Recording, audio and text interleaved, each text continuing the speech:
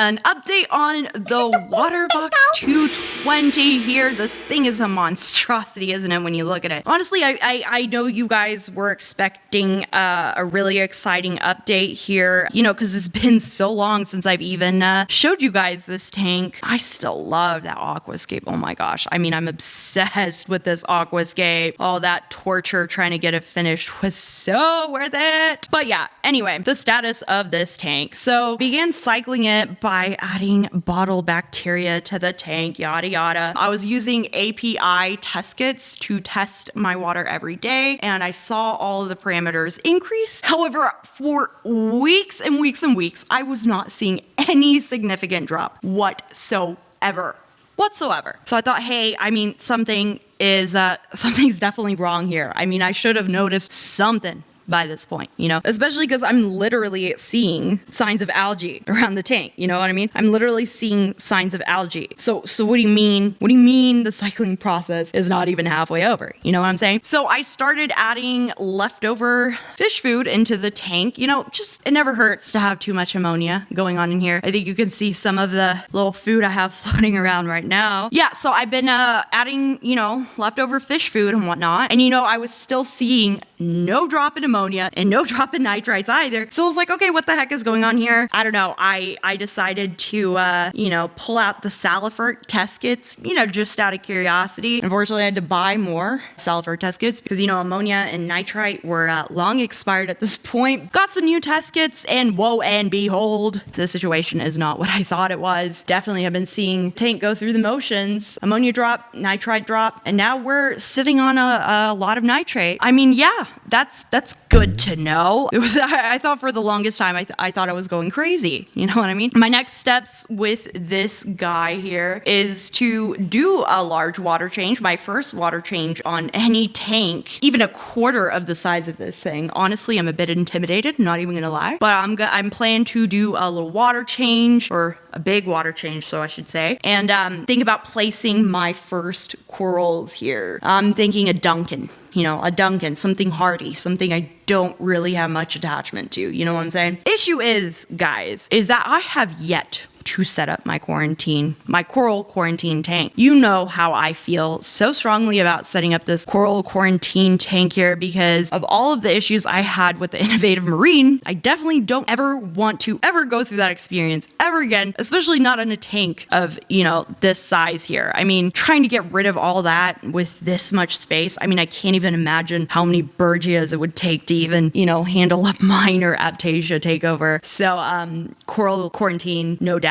I mean, just not worth it. Anyway, issue is I haven't even added water to my quarantine tank yet. So by the time that thing cycles, you know, I go through another nightmare of getting another tank cycled. I mean, I'm just getting impatient at this point. But honestly, to me, I really don't have another option because what would be the alternative? You know, adding a coral from that thing, you know, adding a coral from that thing that is ridden with aptasia and bubble algae and Lord knows what else. I mean, I'm not gonna be irresponsible like that. I mean, not with this baby. I mean, that aquascape is just far too pretty to be covered in pests. You know what I'm saying? So definitely something I have to figure out. But yeah, essentially the tank is there. The tank is finally ready for corals. And you know, that's definitely exciting if I wasn't so stressed out about this coral quarantine situation. So this is the coral quarantine I actually plan on using. It's my first ever aquarium, or first ever reef tank, BioCube 29 gallon. This guy has been sitting here for a long time now. Reef Mama briefly took over it and tried to create her own little reef before she moved to Chicago. But yeah, it's been sitting empty here for a while. And I mean, it got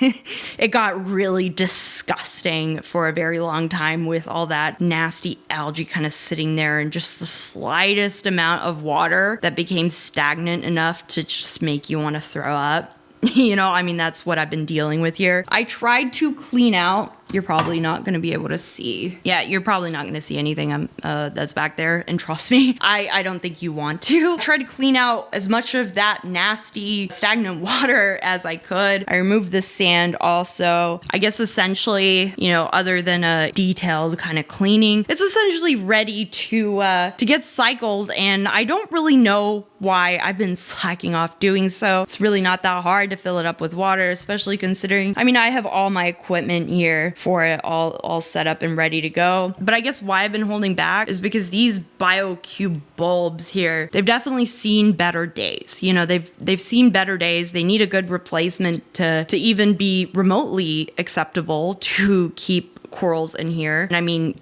SPS is questionable even. And unfortunately, trying to find these suckers online to replace is impossible. They no longer create these old guys. I mean, this is the OG BioCube model. This is the OG 29-gallon BioCube. You know, these lights and this hood, I mean, it's the old version. You know, the one where the lights heat up your tank so bad that you can't even put a heater in it. I mean, this is the old version. Never actually had to use a heater in this guy, which was kind of nice, honestly. But these lights are no longer sold online. So what I have to do next, essentially, is take off this hood here and replace it with a better, stronger light. And you know what? I remembered that I had that Kessel that used to be on the Innovative Marine 40-gallon and the whole arm and everything. So yeah, just gotta remove that lid and place that on here. But unfortunately, I really just don't know how to go about this. I don't know how to go about removing this lid. And I mean, I'm trying to use that as an excuse, but honestly, it's just laziness, because I'm sure if I took 5 minutes to, you know, look up a YouTube video about it, you know, it would definitely be done easily. Yeah, I'm just lazy, y'all. And you know what? This week, I'm not gonna be lazy. I'm not gonna be lazy, no excuses. I'm gonna at least fill up this guy to get him cycling. Cause you know what? You don't even need lights to, you know, get a tank cycled anyway, right? But in other exciting news, I have my first fish in the little quarantine tank, you guys. I have these beautiful, basic little clownfish here, my little ocellaris. Aren't they just the most adorable little things you've ever seen? I'm so in love with them. They've grown so much since I added them. When I first placed them in this tank, they were tiny, itty bitty fishies. I honestly never saw a fish that small. I don't think ever. And they've grown so much. They're on their way to pairing, you know? I don't know. I'm really in love with them. I actually ended up getting them from an aquacultured fish facility, TSM Aquatics. You know, I've never bought fish from them before, but I've heard really great things about them from other people. And honestly, I didn't really have another option. When I added them in the tank, I was seriously confused about the quarantine process, but I knew I had to get fish in here like ASAP. So I kind of just got these little guys as a holdover, I guess, and just used this tank here as I guess like an observation tank, if you will. So far, they are very happy and healthy, which is good. Moving forward, I have a very general idea of how I want to conduct the quarantine process, but I'm really not confident in it. And also, I still haven't really finalized what fish I want to add, and definitely not what fish I want to add in what order. So this is something that I am really stressing myself out about. I really got to get this ball rolling. Otherwise, I'm never going to really see any significant progress with this tank. And I mean, I really do want to see the fishies inside. It's just, honestly, this quarantine tank just... This quarantine tank is just a lot. It's just a lot to soak in. You know, being a newbie to fish, essentially. It's a lot of things to learn about these little guys, and so many things that they could have in their gills and little worms in their bellies. I mean, I don't know anything about this stuff, and I'm trying to learn, but I keep overwhelming myself anyway. You know, let's not go too far about that, because I'm stressing myself out even talking about it. But yeah, I'm in the works of getting something figured out, and thinking about adding my next fish to this quarantine tank. You know, maybe Anthias. I'm thinking Anthias, but yeah, they're just the cutest little guys. I don't know what I'm going to name them yet. You know, I've never been one of those people that just has to name their fish. I kind of just, you know, I really just did it in the other tank just because, you know, everybody else kind of names their fish. For the longest time, I thought it was kind of like bad juju to name your fish anything, but I just was like, ooh, clownfish one, female clownfish, male clownfish.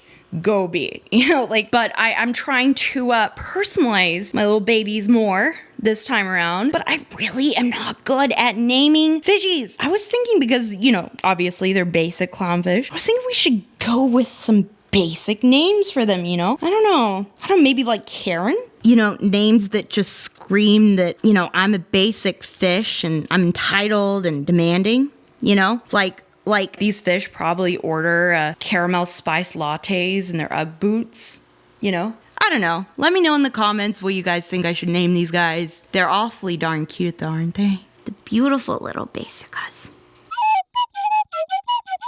You know, I've really missed you guys too. I'm going to keep posting regularly, but sometimes life just happens, you know? I'm just glad you guys put up with me, honestly, and appreciate all of the love for my tank and my fellow Texas reefers after this crazy winter storm we had here recently. It really was a crazy experience. A lot of y'all have shared your stories about the power outages here or similar experiences you guys have had in the past, and honestly, it breaks my heart to hear this. I mean, 7 days? Jeremy, 7 days? That is so insane. I can't even imagine. But y'all really came through with the great tips and advice for surviving extended power outages. I really do need to gather an arsenal of gas and propane for my doomsday tank prep I'm starting here, and also hunt down and befriend an automobile technician. You know, so I don't have to drink gasoline when I get the good old hose out and start car hopping for the sake of my reef tank survival. Definitely will be keeping these tips in mind. Also, shout out to John Doe for reminding us all how important jawline discrepancies on YouTube really is. I too feel very deceived when someone uploads a video facing a different angle than the picture taken for the thumbnail. Thank you for spreading awareness to this issue. It's definitely not talked about enough.